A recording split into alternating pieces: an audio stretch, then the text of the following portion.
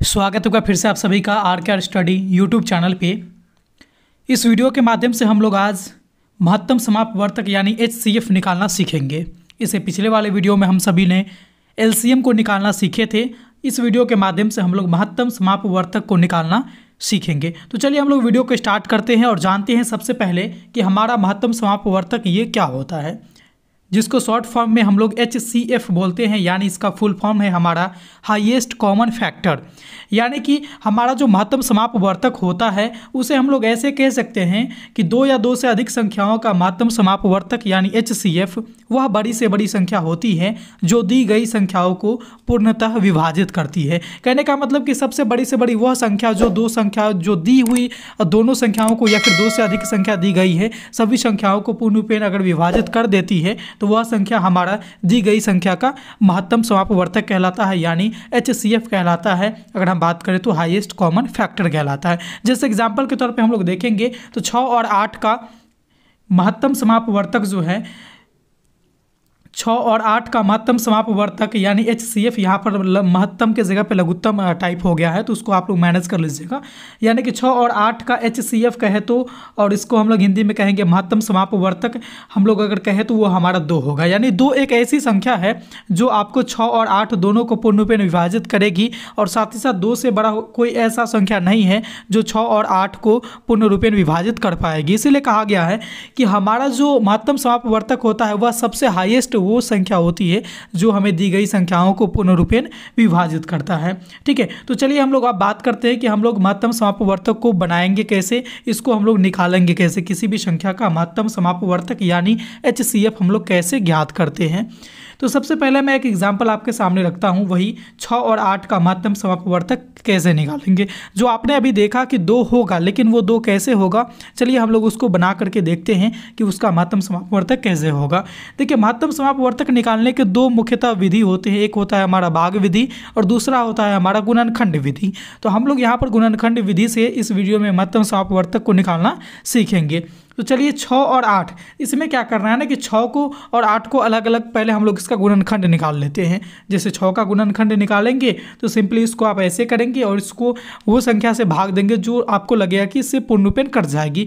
छोटी से स्टार्ट करेंगे। जैसे सबसे पहले हम लोग 2 से दे करके देखेंगे, कट जाएगी। 3 बार इसको भाग देंगे तो यह हमारा क्या हो जाएगा, 6 जो है वो 3 भाग में यहाँ पे कट जाएगी। ठीक है, तो 2 को जैसे ही 6 में भाग देंगे तो हमारा भागफल 3 आएगा। अब ये तो 2 से कटेगा नहीं, फिर हम लोग किससे काटेंगे तो 3 से देंगे। तो 3 से यहाँ पर 3 में जब भाग करेंगे तो हमारा कितना आएगा, भागफल 1 आएगा। अब देखिए ये हमारा यहाँ पे कटने वाला है नहीं, तो इसको हम लोग ऐसे लिख सकते हैं 6 बराबर 2 गुने 3, यानी कि 2 को 3 बार पढ़िएगा, गुना कीजिएगा, फिर भी हमारा 6 आ ही जाएगा।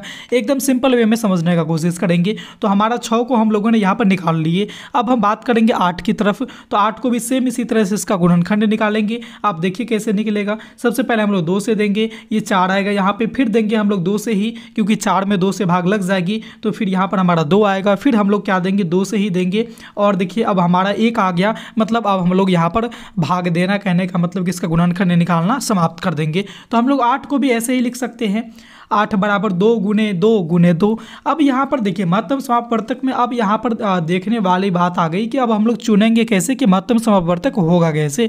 तो यहाँ पर देखिए 6 और 8 में जो हमारा कॉमन फैक्टर है, जैसे कि आपने इसका हाईएस्ट कॉमन फैक्टर HCF का फुल फॉर्म ही होता है। यानी कि आप देखिएगा कि 6 के गुणनखंड में और 8 के गुणनखंड में वो कॉमन संख्या जो दोनों में है उसको छांट लीजिए, वही हमारा HCF होता है। तो यहाँ पर आप देखिए कि 2 इसमें भी है, 2 इसमें भी है, लेकिन 3 इसमें है और 3 इसमें नहीं है। 2 इसमें है लेकिन 2 एक ही बार इसमें था। तो 1 2 जो दोनों में कॉमन मिल जाए, जैसे कि यहाँ पर आप देखिएगा तो 2 जो है वह दोनों में कॉमन है, इसीलिए हम लोग यहाँ पर कह सकते हैं कि 6 और 8 का जो HCF होगा वो हमारा 2 होगा। ठीक है, चलिए दूसरे एग्जाम्पल के द्वारा कुछ और चीज़ों को हम लोग सीखने का प्रयास करते हैं HCF टॉपिक में ही। ठीक है, तो दूसरा एग्जाम्पल हम लोग लिए हैं, इसमें हमारा 12, 18 और 30 का महत्तम समापवर्तक निकालना है। तो चलिए इसको भी हम सेम करेंगे। पहले 12 का यहाँ पर गुणनखंड निकालेंगे तो हम लोग सबसे पहले 2 से देंगे तो ये हमारा आ जाएगा 6। फिर हम लोग यहाँ पर 2 से ही देंगे तो ये 3 बार में कट जाएगा। फिर हम लोग 3 से देंगे तो हमारा कितना बार में कटेगा, 1 बार में कटेगा। फिर हम लोग 18 का सेम इसी तरह से कर लेते हैं। तो 18 को हम लोग पहले 2 से देंगे, फिर यहाँ पर आ जाएगा 9। फिर हम लोग 3 से देंगे इसमें भाग, फिर हमारा ये आ जाएगा यहाँ पर 3। और फिर हम लोग 3 से देंगे तो ये हमारा आ जाएगा यहाँ पर कितना, 1। अब हम लोग यहाँ पर भाग देना छोड़ देंगे। फिर इसी तरह से हम लोग 30 का भी निकाल लेते हैं। तो 30 को देखिए सबसे पहली बार किससे देंगे तो 2 से देंगे तो कितना आएगा, 15। फिर यहाँ पर हम लोग किससे देंगे, ये 2 से कटेगा नहीं 15, इसलिए हम लोग यहाँ पर 3 से देंगे। फिर 3 से ये देंगे तो ये हमारा 5 आएगा यहाँ पे। फिर 5 को हम लोग 5 से ही काट सकते हैं, इसलिए यहाँ पर हम लोग 5 से भाग देंगे तो हमारा आ जाएगा ये यहाँ पर 1। अब देखिए हम लोग 12 बराबर क्या लिख सकते हैं, 2 गुने 3। कहाँ से लिया हम लोगों ने, ये देखिए 2 गुना 2 गुना 3। ठीक है, इसी तरह से हम लोग 18 बराबर क्या लिख सकते हैं, 2 गुना 3 गुना 3। 30 बराबर क्या लिख सकते हैं, 2 गुना 3 गुना 5। 1 को हम लोग नहीं लिखेंगे। ठीक है, तो फटाफट चलिए हम लोग लिख लेते हैं। 18 बराबर 2 गुने 3 गुने 3। 30 बराबर 2 गुने 3 गुने 5। अब हम लोग देखिए कि ये तीनों में, चूंकि यहाँ पर 3 अंकों की संख्या थी, तो तीनों में जो कॉमन आएगा इसका फैक्टर, उसको हम लोग चुन लेंगे। अगर 1 से ज़्यादा है फिर आपस में गुना कर देंगे, वही हमारा HCF कहलाएगा, यानी महत्तम समापवर्तक कहलाएगा। तो आप यहाँ पर देखिए कि 2 आपको यहाँ पर कॉमन दिख रहा है जो सभी में है, 18 में भी है, 12 में भी और 30 में भी है।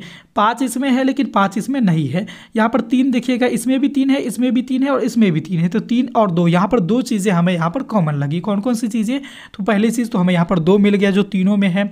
उसके बाद आप देखेंगे हमारा 3 मिल गया जो तीनों में है। अब हम लोग क्या करेंगे कि 2 और 3 को गुना कर देंगे, जो हमारा आ जाएगा वही हमारा HCF कहलाएगा। यानी कि जो कॉमन फैक्टर आपको नजर आएंगे, जो दी हुई संख्या, जितनी भी संख्या आपको दी जाए, 2 अंकों की हो, 3 अंकों की हो, या फिर कहे तो 1 2 3 4 5 6 10 संख्या भी आपको दे दी जाए और बोला जाए कि इसका महत्तम समापवर्तक निकालिए, तो सारे का गुणनखंड कीजिए और उसमें से जो कॉमन मिल गया आपको, जितने कॉमन मिल जाएंगे, अगर 1 मिला तो कोई बात ही नहीं, अगर 1 से ज़्यादा मिला तो सबको आपस में गुना कर दीजिएगा और फिर क्या है, वही हमारा HCF कहलाएगा। तो दो यहाँ पर एग्जाम्पल मैंने आपको दिया। आई होप कि आपको यहाँ तक समझने में कोई दिक्कत नहीं होगी। तीसरा एग्जाम्पल मैं यहाँ पर दे देता हूँ। बहुत से बच्चे यहाँ पर कन्फ्यूज रहते हैं कि जैसे इस एग्जाम्पल के द्वारा समझिए कि बच्चे कहाँ कन्फ्यूज कर रहते हैं। 5 और 11 का महत्तम समापवर्तक अगर आपको निकालने को बोला जाएगा तो 5 का गुणनखंड देखिए, 5 स्वयं से कटेगा या फिर 1 से कटेगा।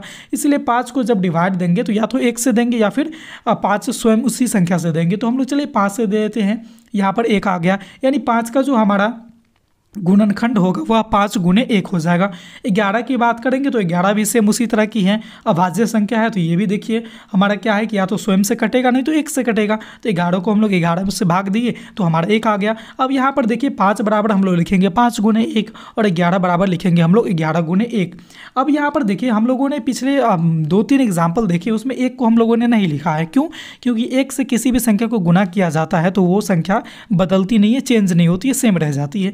इसीलिए यहाँ पर अगर आपसे ये पूछा जाए कि 5 और 11 का HCF क्या होगा, यानी महत्तम समापवर्तक क्या होगा, तो इसमें देख लीजिए सिर्फ और सिर्फ एक ही कॉमन है जो दोनों के गुणनखंड में आया है, 5 और यहाँ पर है तो यहाँ पर 11 है। तो इस दोनों का अगर HCF की बात करी जाएगी तो वो हमेशा आपका क्या हो जाएगा, 1 ही होगा। ठीक है, इस तरह के अगर आपकी कोई भी अभाज्य संख्या दे दी जाती है जिसमें कुछ भी कॉमन नहीं मिलेगा, तो इसका मतलब क्या है कि उसमें कॉमन सिर्फ और सिर्फ 1 ही रहेगा, तो उसका HCF आपका 1 हो जाएगा। आई होप कि आपको ये महत्तम समापवर्तक वाला जो वीडियो है या जो टॉपिक था ये आपको अच्छे से समझ में आ गई होगी। अगर समझ में आई है तो मैं आपके लिए एक यहाँ पर क्वेश्चन भी रख दे रहा हूँ। इस क्वेश्चन को आप लोग को सॉल्व करनी है।